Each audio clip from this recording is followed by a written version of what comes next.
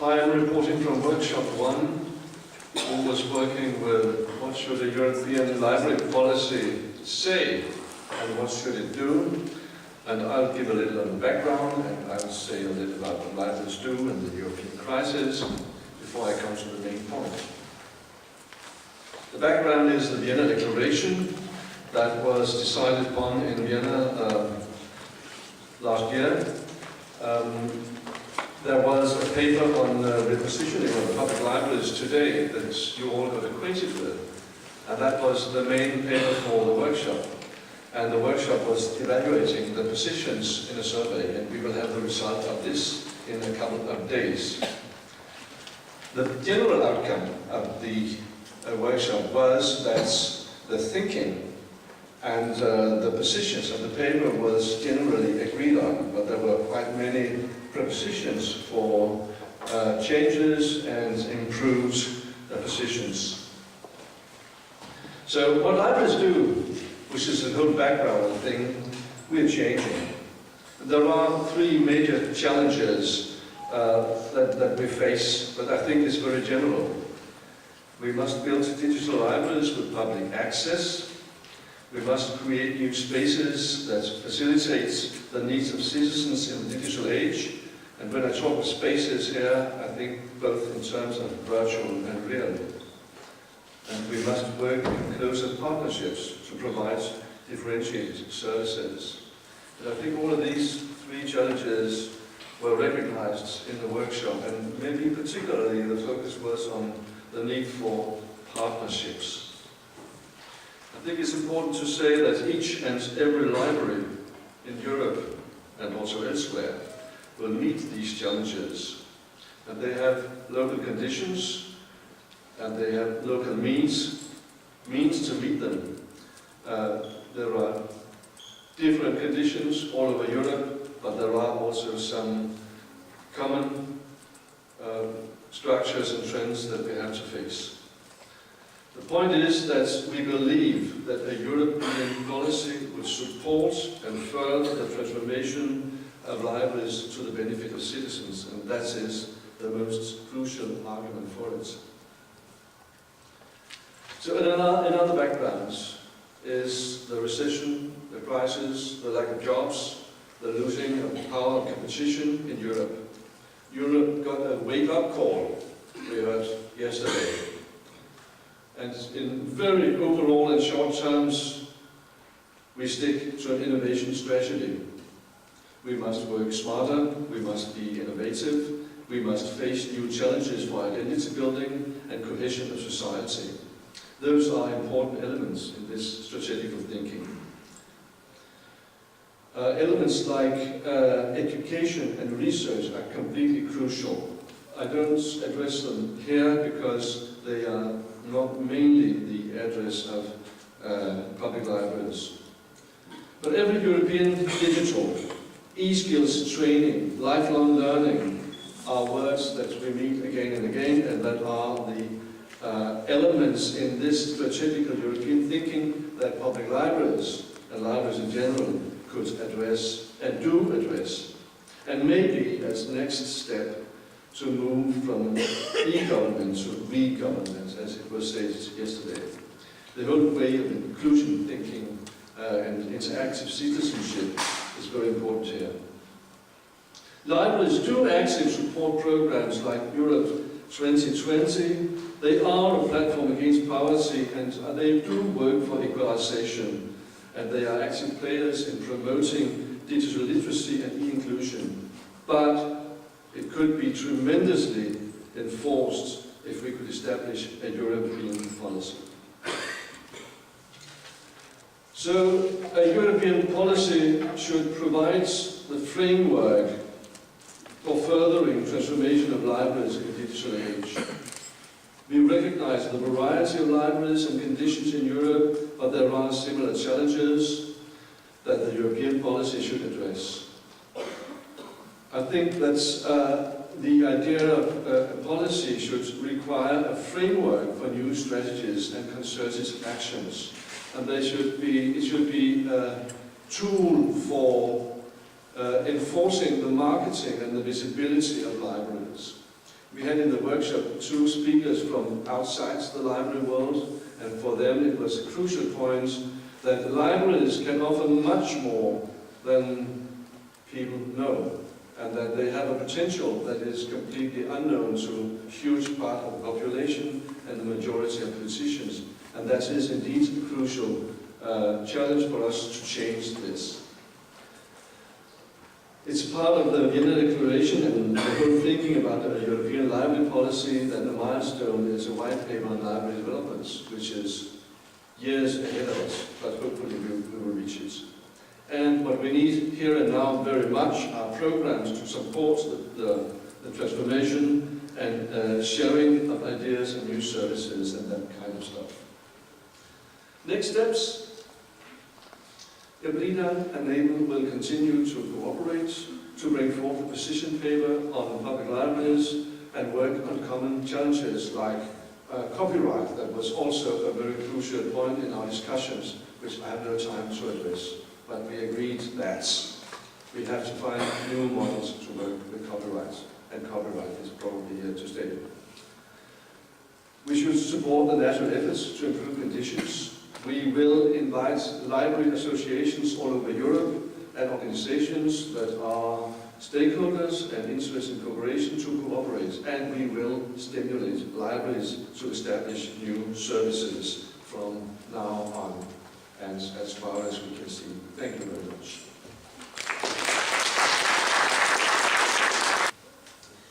Well, I did manage to stick to 5 points, so I hope I get extra brownie points for sticking to five bullet points. The 5 things that seemed to come out from workshop 2, which was on new approaches to inclusion with technology. The first one was about the purpose of libraries altogether, and it reflects something that Jens picked up on as well. With the exception of a few rural libraries, libraries are not places of information anymore. There's so much information available elsewhere, on the web, etc. Really, libraries are gateway services. We heard earlier from a wonderful website in the UK called Start Here, which is bringing some of that information together for people who simply can't find through the myriad wealth of information that's out there. So public libraries are not really needed for information provision now. They're signposting, they're places of learning, they're places of meeting and community hubs, and places of entertainment. We heard from a wonderful project in the Latvian National Library where people who come into the library, and it has to be within the library for copyright reasons, can stream movies and watch movies on the laptop. And there's a law in Latvia relating to copyright which says that libraries are basically exempt from copyright, providing the material stays within the library, so they can stream films and things without having to get hung up in the whole royalties and all that kind of thing associated with copyright. So the first point is there's got to be a mind shift that everybody buys into about the purpose of libraries. And I think most of us realise that libraries are moving, but some people maybe haven't quite bought into what that means yet. The second point was about informal support. Obviously that change of purpose for libraries then means we have to have a change of librarian, not necessarily a change of physical people, but a change in the way they operate and their skills. So how can we increase to a reasonable level their ICT skills, their disability awareness skills, their social interaction skills? If they're supporting community activities and entertainment activities, that's a whole new learning curve. Not to say they need to become IT experts, and that was discussed in the session as well, about how far we need to go, but they do need a certain level of awareness. And how do we do that?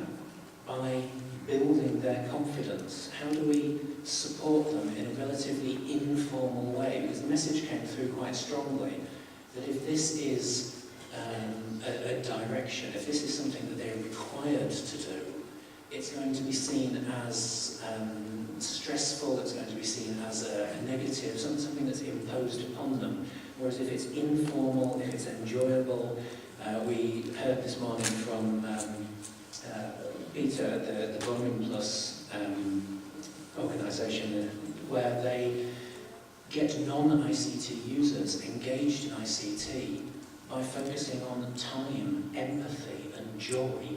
They don't rush ahead with skills, they focus on taking the time. They focus on understanding what these non-ICT users need, and they focus on it being an enjoyable experience, which is the whole point. We want people to enjoy our libraries. So the same should apply to librarians. They should be able to enjoy that upskilling. It should be relevant to them and done in an informal way. We saw a tool from my organisation, Just Tectis, called Oases, where people can informally benchmark their own practice with regard to accessibility and inclusion. They can take a little survey, and when they get the results, it presents those results alongside everyone else who's undertaken it. But it's very informal, it's not part of an imposed structure. We've also heard from a model in Belgium, in Flanders I think, where rural libraries are provided with ICT training under a government-funded programme. I think Jan's had to leave, but he was saying about this wonderful little model where basically they have ICT trainers going out to every single rural library to develop those ICT skills amongst the librarians. The third point follows very much on from that, in that does the informal support need to sit underneath a more formal structure? Obviously, every library in Europe having an informal training programme is going to create something enormous. So do we need to have some kind of common guidelines as to what it should look like? Should there be a minimum level of ICT skill that every librarian has to possess? Should we be looking at organisations like IFLA to develop some sort of standard, if you like, for the way training is delivered or the goals of the training, so that we all know that we're heading towards the same point without necessarily dictating how we should do it, which is where the informal level comes in. The other side of the formal support as well is that do we need to also create a mind shift in the policymakers' minds to create appropriate programmes of education for trainee librarians, for library students? Do we need some kind of European curriculum for library students so that certain levels of ICT skill or disability awareness or whatever are built in and gradually come through? The fourth point is moving away from those three which are all linked. This was a separate topic. Just about balance, and the balance between the old, the physical, the books, and the new, the digital, the e-resources. Somebody asked the question, how much of our libraries will be physical books in 10 years' time? I think in Europe, probably still a significant proportion, not a large proportion, but certainly with my work with IFL in developing countries, in the same way that a lot of developing countries have bypassed broadband and moved straight to mobile internet, I think they will bypass the stage of libraries with books. The rural libraries in Africa, for example, have a few newspapers, a few items of local importance, but they don't have walls and walls of books, and I don't think they ever will. They'll go straight to e-resources. So we need to balance up how much time, effort and money we're putting in. The last point, I've been told it's time to stop, so I have my last point, which is a very quick one. How much our library is going to be outdated, going to be limited by outdated policy? And again, we come back to something that Jens already mentioned on copyright. How much are those parameters from outside the library world is going to impact upon us within the library world? And what mechanisms can we invoke to shout a little bit louder and get some of those things changed? So I apologise if I've missed anything from my group, but if I have, you'll get your chance to think after the 5 speakers. Thank you.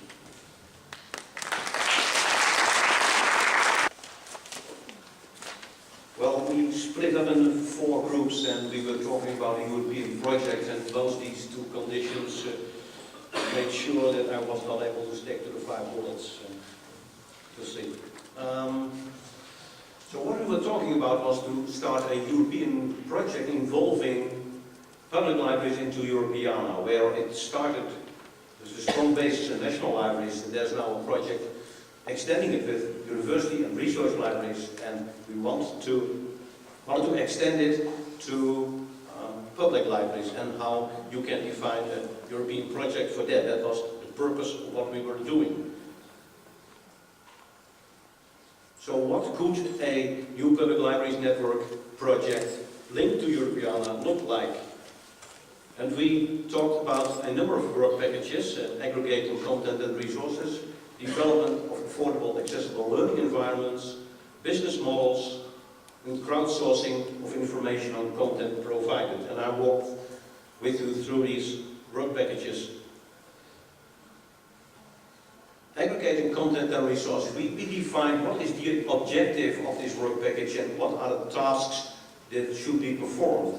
And the objective is to make public library content interoperable with and available in Europeana, and to make Europeana content available in the local context. That's a two-way thing. And, and especially to make Europeana content available in the local context, that will surely help for social inclusion. The tasks are mentioned here. I'm not going to read them, but it's very useful that they are there, and they will be very useful when we work on this project. It's content selection, content aggregation, and especially number 5, I would like to emphasize that Europeana content into local user environments.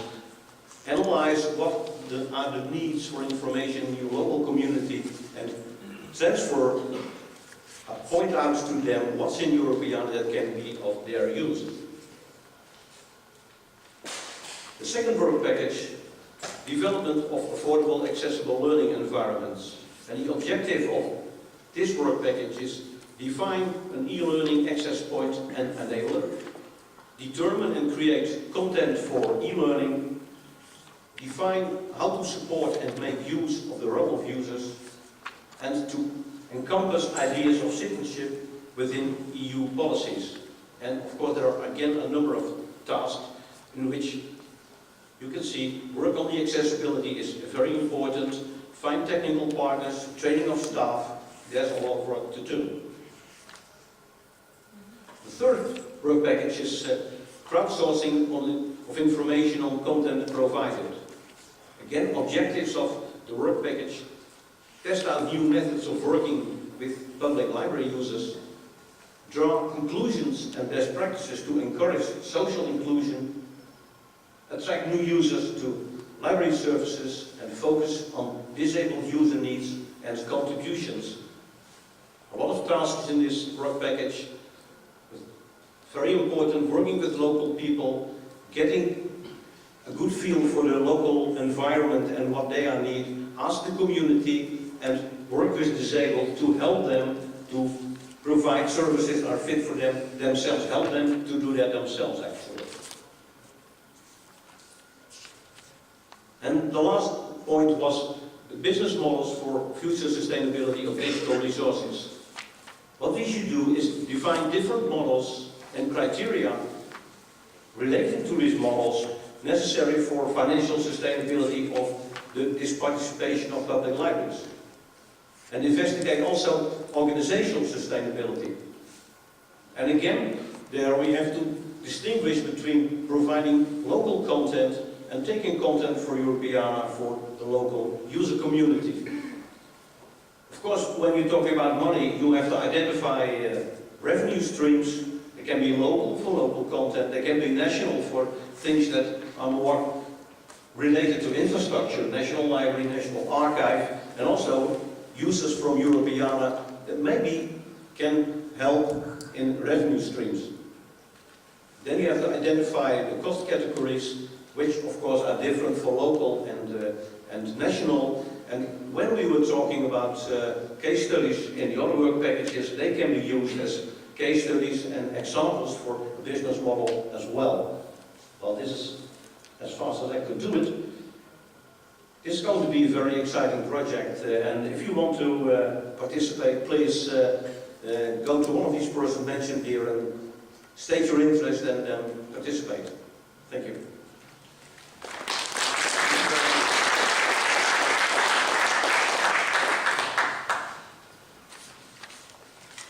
The presentations that we had this morning were, in our workshop, were addressing issues that ranged from broad projections of possible futures of libraries in 2050 to the practical activities in academic, public and national libraries to adopt and adapt digital technologies. The speakers highlighted a number of areas where competition is increasing, such as the immediacy of search engines, new approaches to access, such as streaming music, and of course e-books. So the list of priorities that is summarised from the discussion identifies the key areas of concern and opportunity, but actually the discussions and presentations produced a really rich tapestry of ideas, of which this is only a taster, really. A key theme that came over was that we're going to have to deal with the real pace of change. Google, the streaming of music, the take-up of e-books. I think there were some statistics were provided that in the presentations that surprised all of us by the pace of the take-up of e-books. And this 24/7 society and how libraries must be a part of that.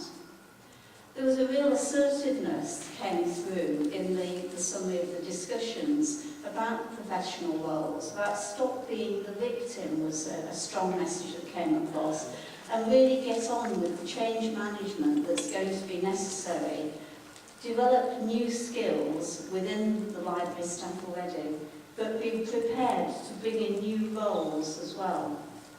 The library staff will need to be both media guide and also roles such as being community coaches.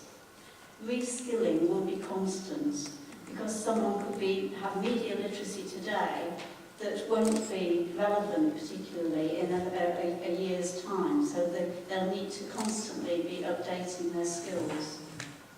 Approaches to service was another key theme that came through, the importance of partnerships of all sorts. And another thing was the integration of different types of libraries, so public, academic, special, all sorts, integrating their services, and also developing and integrating their services geographically as well. The user is a core priority, and a change here was noticing their importance as contributors, both the skills that users bring, but also their content. And the importance of new business models for services. We had some interesting presentations on how different business models will need to be applied to services. And at that point, I'll hand over to Chris Young, who's going to present the diagram that his group came up with and that he will explain to us, which really summarises much of the discussion that took place. Okay. We started off by worrying about whether national collections being made directly available to the public was actually a threat to local libraries, and therefore could we actually describe in a way what these partnerships were. And I'm very grateful to Jan Macy in his presentation when he talked about libraries moving from delivery to discovery, which is our vertical axis on there.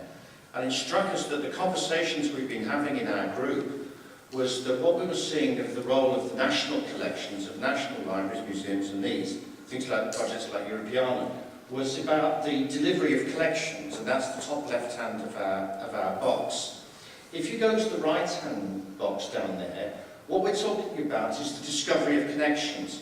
So what we're talking about when we talk about libraries experimenting to find new roles at the local level, what you are doing as a librarian there is to find out who isn't connected, why are they not connected, what could we do to connect them? Is it a disability that holds them back? Is it a skills thing? Is it a language? What are the reasons? And then what we're doing about down there in that right-hand side, where we're experimenting, is about community capacity building. And that is the gateway to building e-inclusion. But that's about the quantity of inclusion. When we're talking about the quality of inclusion, we're looking at the other two boxes in here that we think are the important ones. So in the top right-hand box, we're looking at a model which is about delivery of connections. This is the world of social media. This is the world of Facebook. This is world of Twitter, this is the world of Flickr, and these sorts of things. And what we're trying to do in that area, when we're experimenting with new roles of libraries and librarians, is to make sure that individuals and the communities that they are in are actually connected to the right networks to achieve the things that they want to do for their economic good, for their social good, and for political good. And then if you come down into the bottom left hand, we're talking about discovery and collections.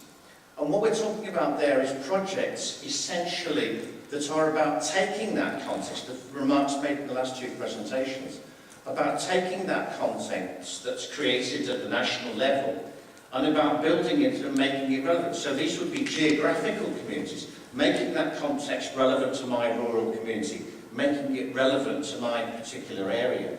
And it's about interpretation and context. You can't do that at the national collection and make it relevant to the very, very diverse communities. We heard, for instance, from Haringey in North London with 199 languages. You can't sit at the British Library and do that and work at that level. So the point about translating that wealth of collections down and creating interpretation and context, but it's a way of unbundling what we're trying to do. So when we're talking about discovering what those models might be, we're talking about the quantity of inclusion being about community capacity building, and then creating the value of inclusion by actually looking at building the context in these, and by thinking about how we make sure that people are not just connected, but they're connected to the things that actually will make a difference to the quality of their life and the quality of their economic opportunity. So I hope you'll find that model that we've done useful for being able to think about the projects you're looking at.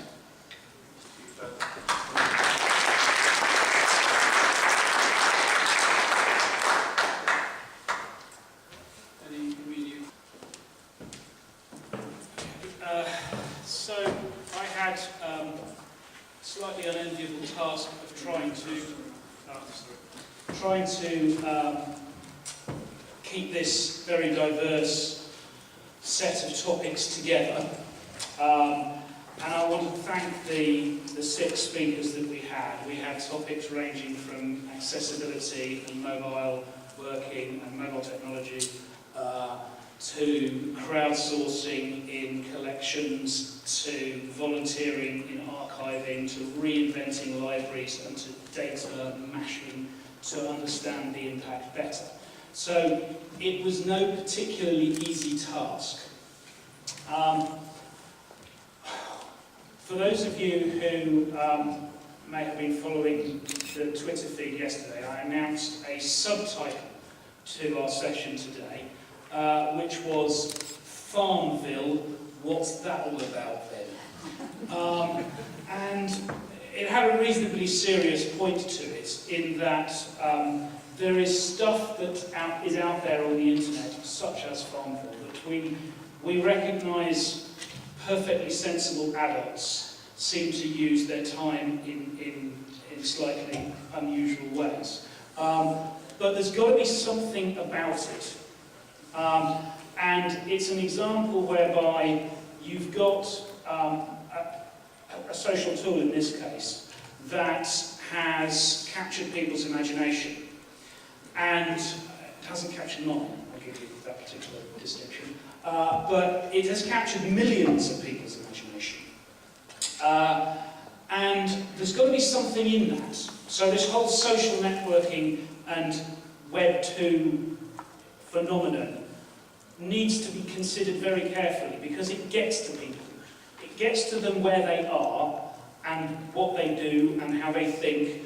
And so we need to make sure that in terms of libraries and reaching out to people, we need to recognise that it's a really significant development in the way forward for libraries.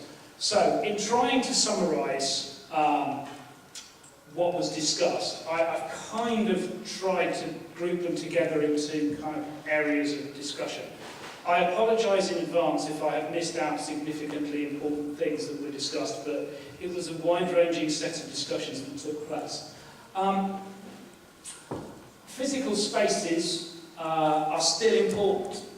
The online space is crucial and is vital moving forwards, but actually there's still a value and a recognition that the online space, the physical space is important.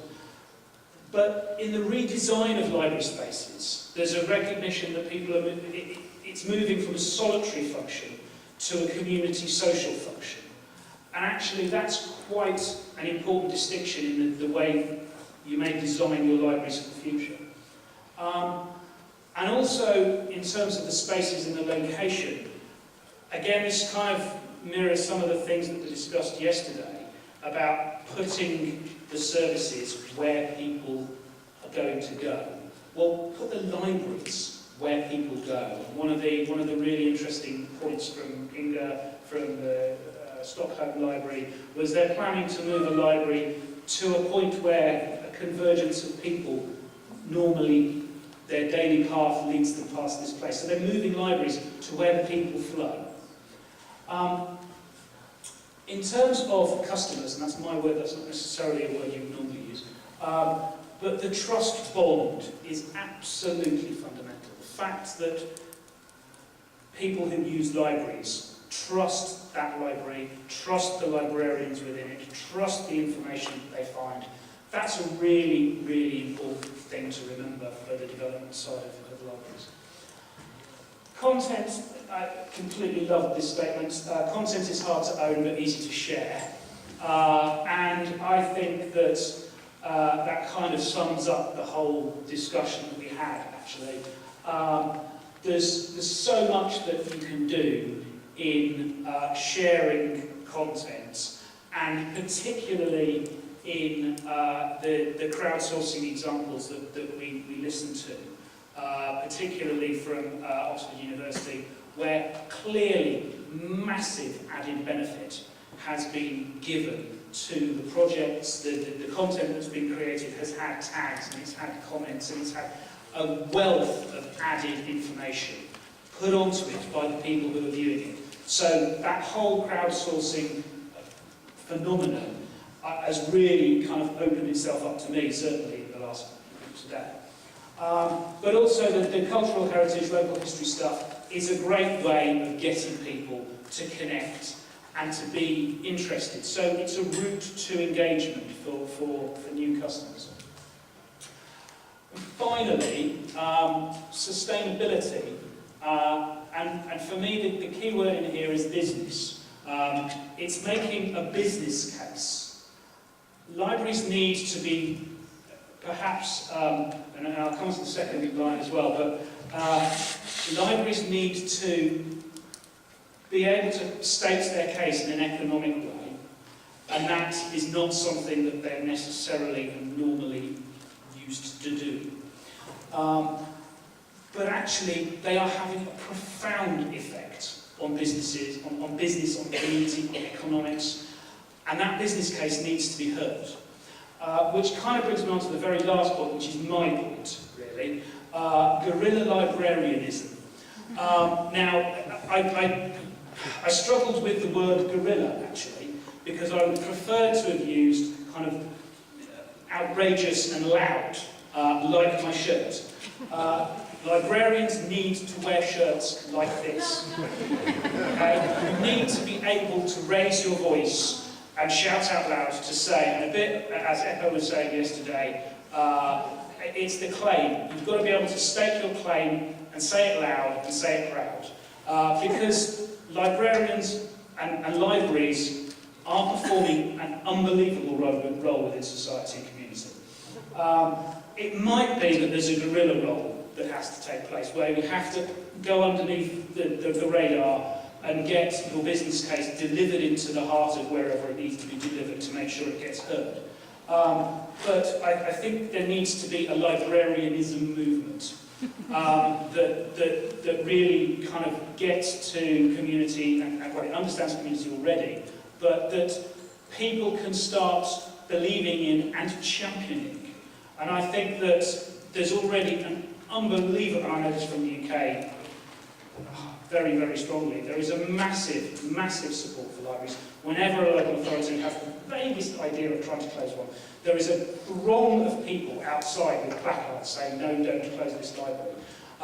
So they command huge respect, but actually what it needs is also a movement to say, save libraries. Don't let the economics that's going to go crazy, don't let that happen. and it needs that movement in place. So I would strongly urge bright shirts and speaking up loud. And that's me. Thank you.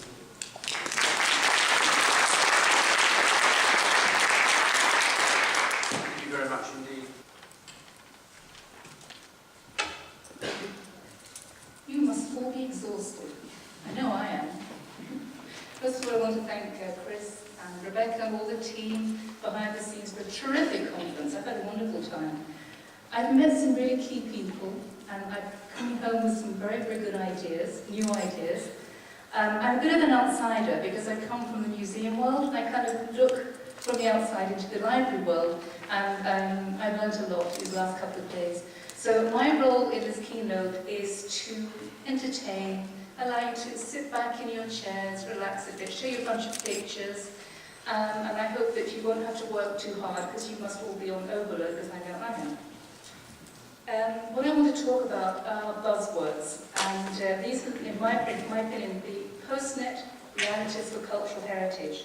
What we share in our communities, number one, is this idea of trust in terms of the museum and the library, but also we're custodians of cultural heritage. And that's a very precious commodity that we have to handle.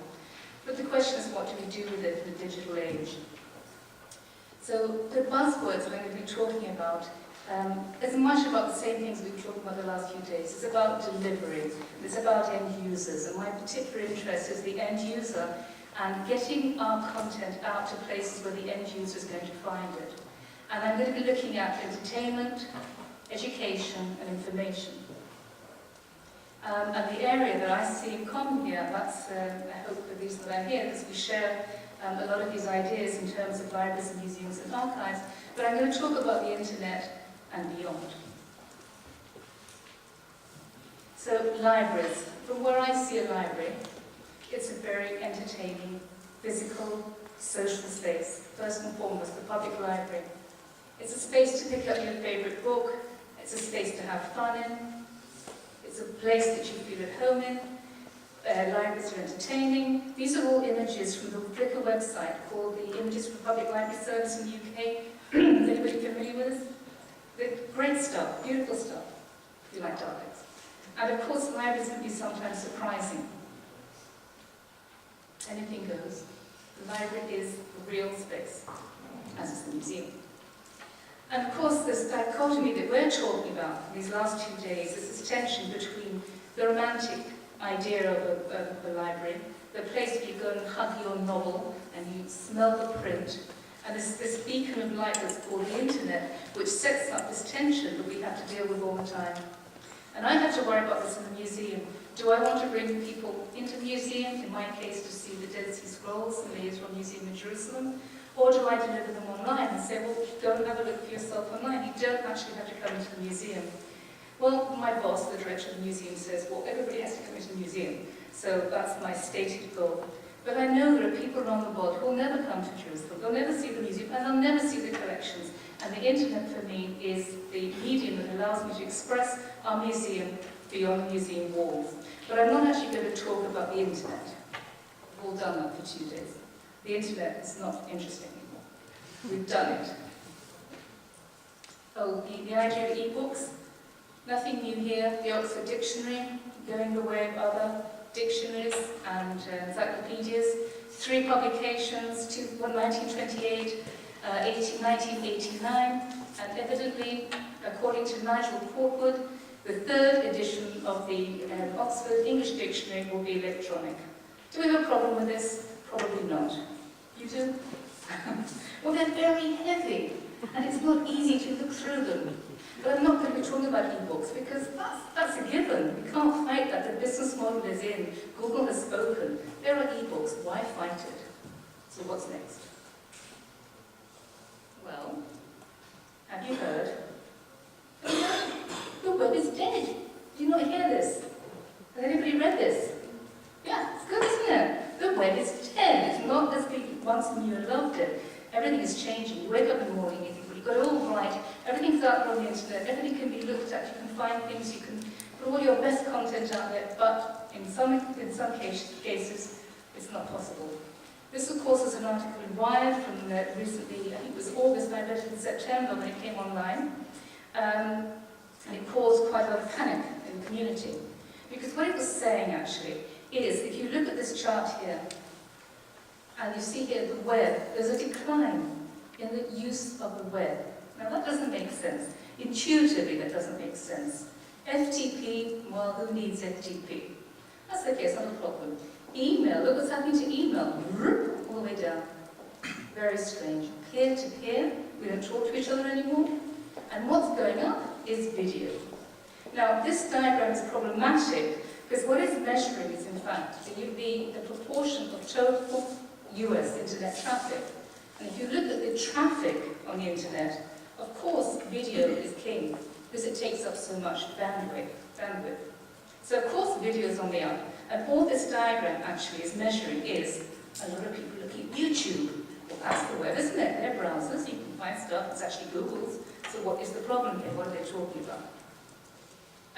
Within 24 hours, the bloggers were out there saying, is the web really dead? Of course, the answer is not. And these are diagrams that show, if you don't look at the traffic relationship, you look at, here's our email again, everything is, here's the email in blue, everything is going up, including video, or you can see this incremental steep rise. This makes more sense to us. We know there are more users out there, there are more people using the internet, and this is really how I'm sure we all feel in this room.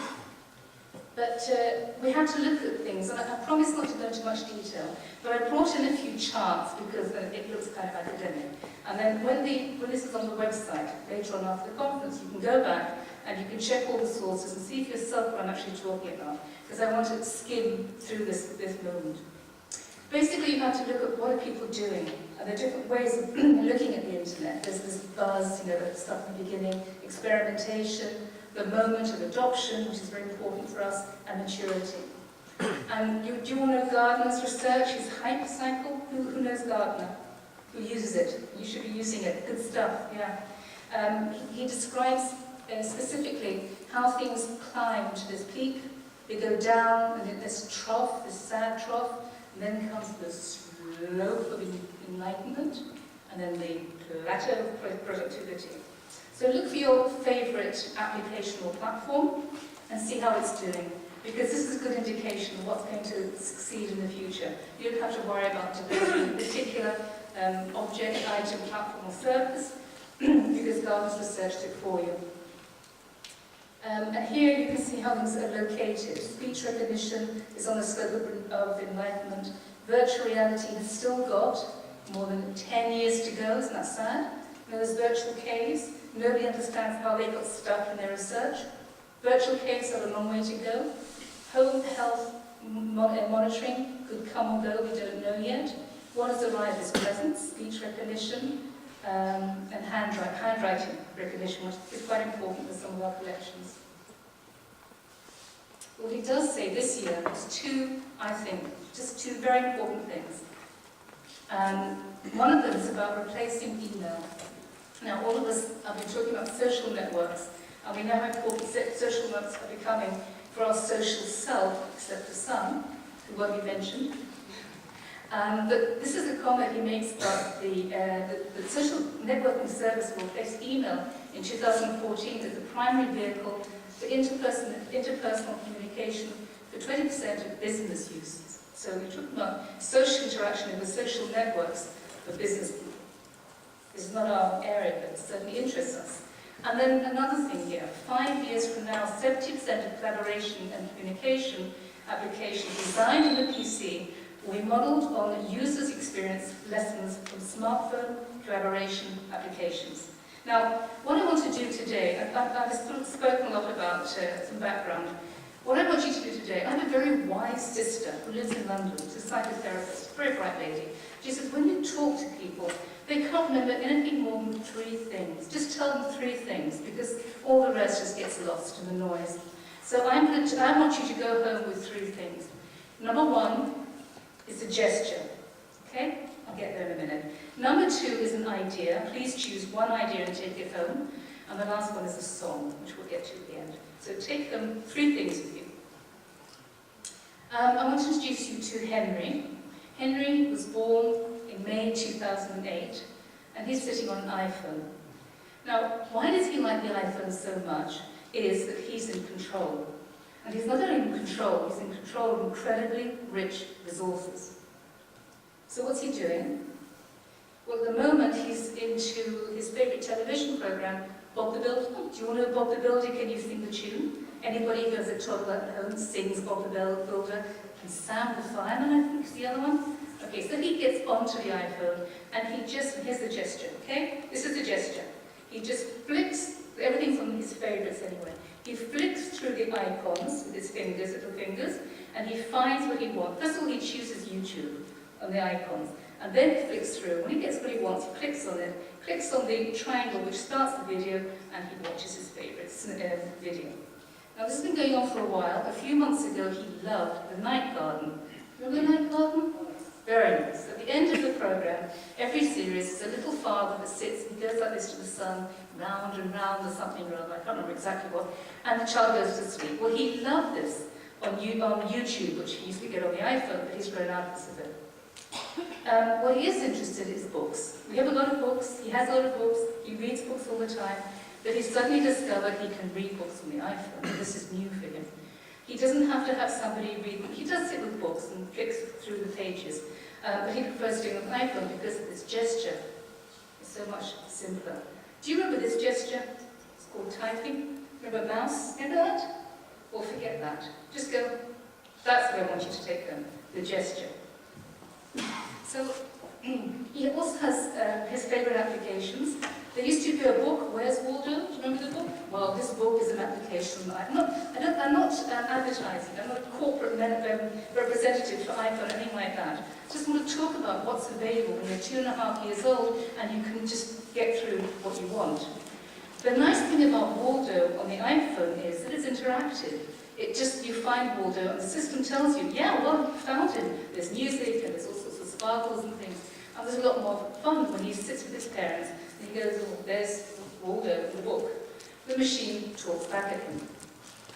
He also draws quite a lot. He draws on paper. He also draws on the iPhone. He's a bit bored with the pencils and the colours and the glitter, and he's discovered an application which he can make faces by using objects. He drags the objects around the screen and creates faces. He also has a pet fish. He left it alone for a while. The fish died. We had to explain to him, age 2.5, what does it mean to die? Bit of a problem. But the new fish turned up the next day and he started again. And his favourite application at the moment is the talking tomcat, and there's a whole series of cats and hedgehogs. Now, what's all this got to do with libraries, you're going to ask? Why am I telling you all this?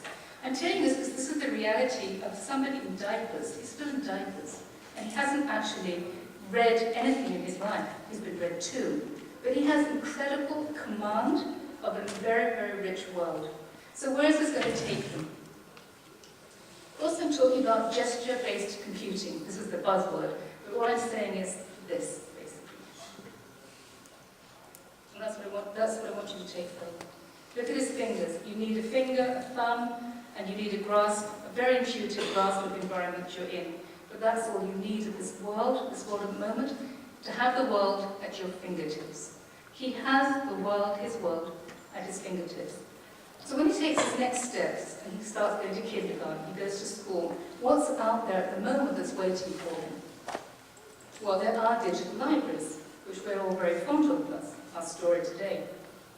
He may or may not look into the project of the Gutenberg project, and he'll find a bunch of public domain, ASCII text, black and white text that have a lot of spelling mistakes because they've all been scanned in, and they're probably not going to attract him because he's used this wonderful colour. He's going to go into the piano and he'll find, according to Jill, 13.5 million objects. These objects will be at his fingertips. What will he be doing with them? Will he be interested in them? We'd like to think so, but why would they be so? I'm coming from the museum world, and I think the World Digital Library is great. These wonderful masterpieces that UNESCO has brought together for us online. What's this generation going to do with it? Do they care about these manuscripts and these artworks and these maps and this incredible rich interface that's available to people in, I think it's 5 languages? Will he be interested in that? I'd like to think so, but I'm not too sure. The Internet Archive had just thrown in over 1.8 million books into the soup, into the digital library soup. They're all available. You see that click of a book from the digital archive. Probably right now his first stop would be Google. We all know that, Google Books. But at the moment, the way things stand, he probably won't be going online at all, because he has all this on the iPhone or his smartphone. It doesn't really matter what phone it is, but any phone, any smartphone will allow him to download his favourite book into his own library that's sitting in the palm of his hand. So why would he want to go online anyway? The V-books and the writer audiobooks. Now this makes a lot of sense if you can't read. You're very little and you can't read. You may want to be read to. And your parents may be perhaps busy, or they want to distract him, and turning on The Wizard of Oz on an audiobook might make sense for a 2.5-year-old. Certainly a 5-year-old, a 7-year-old. The question is, what smartphone will he choose? And he has a whole range of choices. He can take an Android, he can take the Motorola, all these are now building up their different markets, and we can see all these battles going on. And I think this is a particularly interesting battle because the difference at the moment, according to Steve Jobs, is the difference between the Android phone and the iPhone is the fact that you can get porn on an Android. And this is, he actually announced this during the questions and answer session. He announced they launched the iPhone 4, operating system 4. He actually said, Jobs, we do believe that we have a moral responsibility to keep porn off the iPhone. Folks who want porn can buy an Android phone. So keep it in mind when you go shopping, okay? I don't have a stance either way. Actually, I'm very for freedom. But this is a battle that's going on. These are the battles we have to monitor when we're making our own decisions. So these were about gestures. Of course, you all know the gesture that you're going to take home with you today. And I want to move slowly into social networking. It's something we've heard a lot about the last few days. I want to just give you a few ideas for going on the library community. We're talking about what's called the Read, Write Library. Okay, we're talking about empowering, agency, inclusion, all the words we've been talking about the last few days. This is the difference. How can we empower people to be part of the library system and not just be delivered to? Now this is where I need your help. Okay, I hope you're all awake. Hello? Anybody out there? Yes? I need your help here. I need a show of hands. I want to know in this room, and this is actually, I think, useful for all of us, which of you out there are using these different social networks, or which makes sense to you in your role in your library career. Okay, there's a whole bunch of things. Who is using a blog, either reading or writing a blog on a regular basis? Okay, that's a common denominator. We're all little, I've said 80% of them. Delicious. Who is bookmarking online? 30%. Okay, use it. It's good. Go find it. Visit up and found that you'll enjoy it. Facebook. Okay. Right. 6 months ago or a year ago, there would be a much smaller, in Europe, a much smaller show of hands for Facebook. I think there's about 80 people in this room on Facebook right now. That's interesting.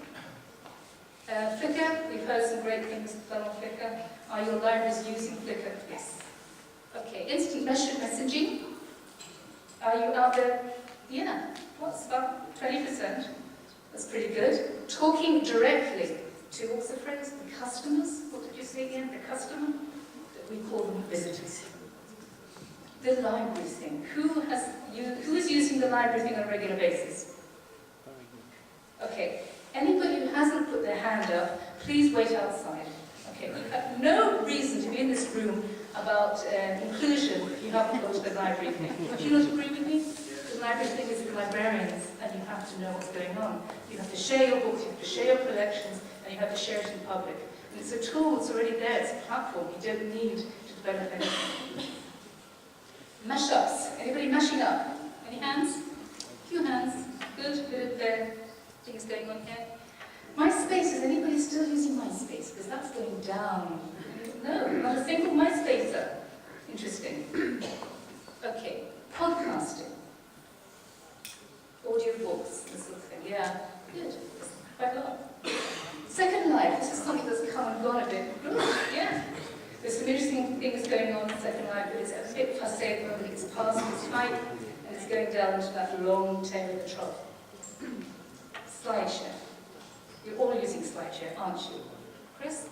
We're going to be using SlideShare in this? I don't know. Yes, Rob says yes. Yeah, so you'll all be using SlideShare, whether you want it or not. It's a way of showing all your intelligence that you've ever presented to people in public. They get to see it after the conference. Very important. And Twitter. Oh, we all Twitter. Everyone Twitters. The last thing, wikis. Have you listened to wikis? No, not Wikipedia, wikis, yes.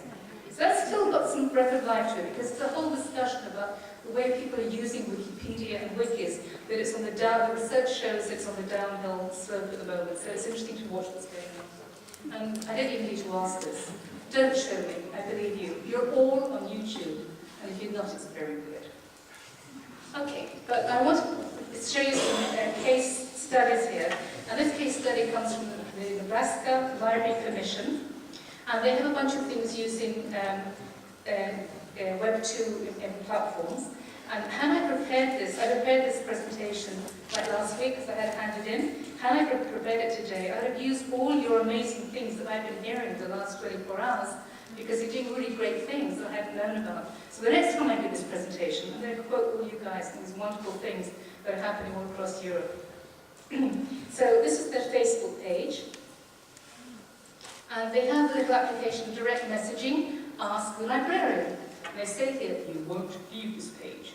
Well, you probably won't, because they don't answer unless they're actually in the library. And when I look at that from where I sit in different time zones, I actually don't get to speak to a librarian very often. But if I was in the time zone and I could talk to a librarian, I could do it on Facebook. It's pretty neat. MySpace is still an active component of their menu, as is Delicious. It's a very useful tool. And the library thing, of course, is amazing, and there's plenty of stuff going on in the library, the Nebraska Library Commission. Some mashups using Google here. This is the library data services that are available across the state, and of course Twitter. Now, I don't really need to talk about Twitter because, of course, we all tweet all the time. And here is their the audiobooks. They're not podcasts, they're audiobooks that are available online. You can download to your computer an audiobook for 3 weeks at a time. So the delivery is all web-based. And of course, Second Life, there's a very strong presence in Second Life. And when you go into Second Life, and this is my avatar here, talking to the librarians through the library window, you can talk to their librarians who don't actually look very much like librarians, but they certainly act like librarians because they function as such, and they give you the answers to the questions and the services that you need. So I want to move on now through this idea of social networks to talk about one particular social network, and that's the one that's taking over our entire lives, in my opinion. Facebook. Facebook tops Google for weekly traffic in the US. That's going to happen in Europe pretty soon. Facebook added over 200 million users in less than a year. Sounds like a poem or something. A haiku. Facebook people update anywhere, anytime. Is anybody uploading their Facebook Pocket Talk on your anything? Like everybody guys and people at Facebook are telling you what they're doing. 60 million status updates happen on Facebook. That's a lot of stuff that's going on. We're talking about this group here. 50% of the world's population is under the age of 30. So what are these techs doing? They're texting in class, they're sexting, they're running up incredible bills, and people are arguing they need thumb therapy. Okay? You see teenagers SMS texting? Frightening the speed they do this. There's some very good articles. All these slides are linked to my sources so you can actually read, and all these articles are behind the images, behind the links. And if you look at this map, somebody mentioned this yesterday. If Facebook was a country, it would be the world's largest, third largest, ahead of the US, and only behind China and India. So here's Facebook, the country. So here's Facebook. A lot of people there. A little bit of twittering. Habbo, this online hotel people walk in and out of. Here is the Google continent at the bottom, And here's a little bit of YouTube here. But what is taking over in terms of quantity is Facebook. But what are we going to do about it? Well, obviously, we have to be there. There's no point not being there, because if everybody is there, that's where you have to be, whatever your service is. Just a brief comment about crowdsourcing, that the workshop I was in, Group 5, had some very good examples of crowdsourcing. Alan Edwards' Great War Archive, and some very interesting projects that are going on, and I certainly will use some next time in there when I quote them. But just a word that the idea of crowdsourcing was first used in Wired, I read Wired every day, but it's got some good stuff, by Jeff Howells in June 2006. So what does this concept of crowdsourcing actually mean? Well, in my world, in the museum world, I can give you one example, because I don't really have very much time. And that is the splendid job they've done in the Brooklyn Museum, their posse, that's called their collections, Tag Your It. And basically, you go into their collection, and you choose an image. The image pops up, basically. And as the image pops up, you have a few minutes, or a few seconds, actually, to tag the object, expressing it in natural language in ways that make sense to you. So this is the idea of tag. We know this from Steve Museum, we know this from the Powerhouse Museum. A lot of activities going on about people using natural language to describe museum collections. When I suggested it to our curators in the museum, they said to me, "No, we know the collections the best, and what does the public know about our collections?" Ouch. So I had to sort of stand back and I'm waiting for the penny to drop from one to understand. But the Brooklyn Museum have done a tremendous job at tagging their collections by the crowd. So they're crowdsourcing and they're coming up with really great things. What happens if your taggers are sloppy or malicious? What do you do with a bunch of tags that are not appropriate for that particular collection? Well, they've come up with another solution, which is called freeze tag. And basically, you get to go over other people's tags, and you get to decide if that tag makes sense or doesn't. You get to vote yes or not. And there's a little mechanism running in the background that other people have been using the same system. And if your voice has been, if somebody's agreed with you on this particular moment, this particular tag, and there's an agreement in the background, you actually get rid of the tag, or you get to keep the tag. So you have a choice, and you can carry on de-tagging the collection, so your cleaning up will be sloppiness of other people. So this is a very nice way to get the crowd, to get people into crowdsourcing. I just want to finish off with some ideas of augmented reality. Travelling down the canals in Amsterdam has never been easier with your smartphone and your layering. Or anybody here using layers on your smartphone? One person? Oh, you're gentleman Christian that has the idea of layering below the ground. And yes, that's great. It's lovely. But in this case, it's above the ground. And here we can see the Prince Pentkade castle in the background here. And as you're going down in your little boat, you can see where you're going because you can hold up your mobile and it tells you exactly what's around you. Another commission project, the European Commission project, is iTacticus, which is actually applied for the tourism, tourism and cultural information industry. And you can go into cultural heritage in stately homes, castles, palaces, and you can walk around and identify what you see around you. I think this is a really neat application. I just want to show you this.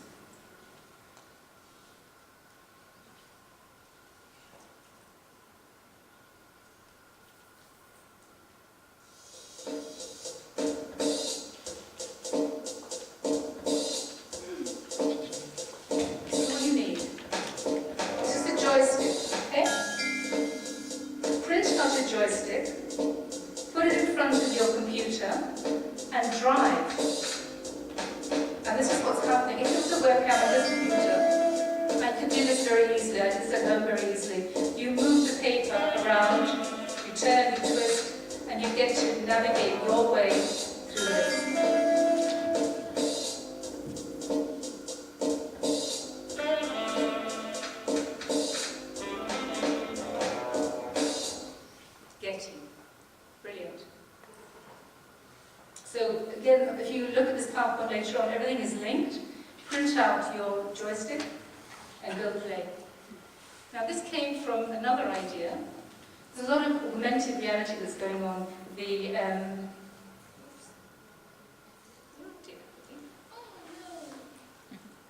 You really need to see the Cheerios application.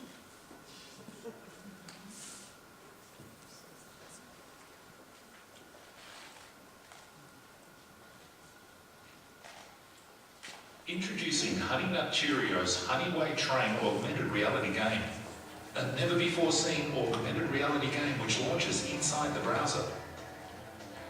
The Honey Nut Cheerios box is the game controller, and with intuitive instructions, AR has never been so simple to use or delivered such a rich, engaging gaming experience.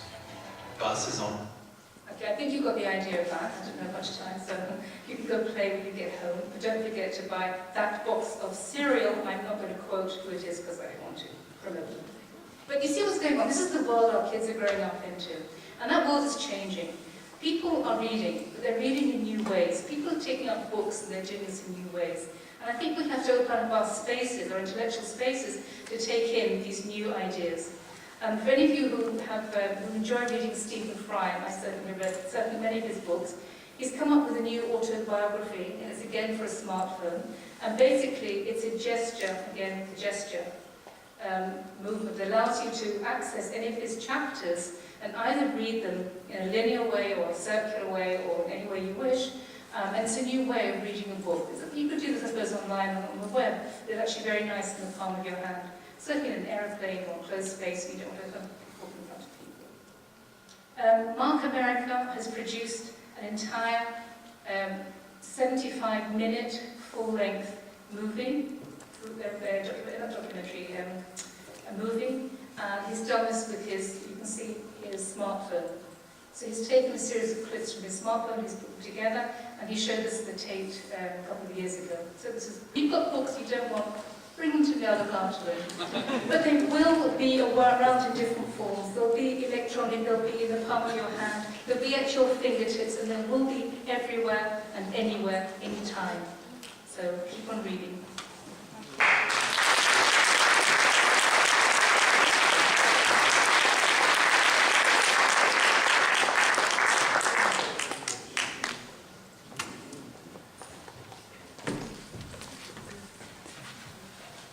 Thank you very much indeed, Susan.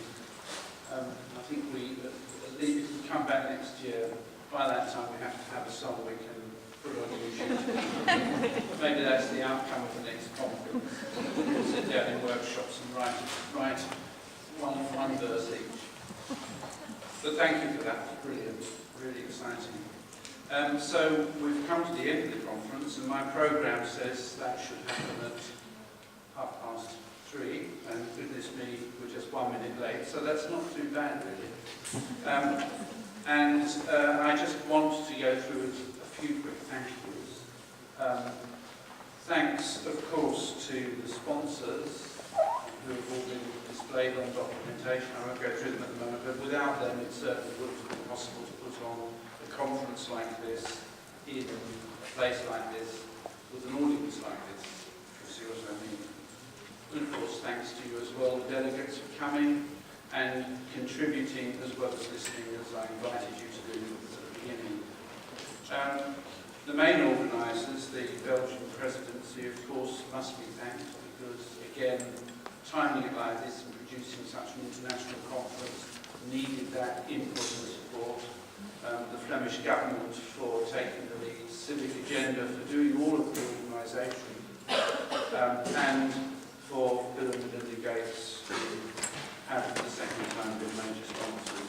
There's some of the other names here, Intel, Gisclectis, Nominate Trust, and a range of others who many of whom contributed in one way or another. You'll all get, as delegates, an online link to complete your feedback forms. You can do it as a haiku or even the first verse of the song if you wish, but it's extremely helpful to get feedback. Obviously, the organisers appreciate it most if you say how wonderful the conference has been, but it's also important to know what you think would be better done, should be done differently, so that if there's another conference next year, it reflects those views. There will be a report from the conference, and the presentations will be up and all available online for you to see. It says here, so it must be true, that ECEI10 will take place in September of next year in Brussels, so it's hardly worth going home, really. And obviously, everybody is going to be welcome to come to continue all of the stuff that was done this year.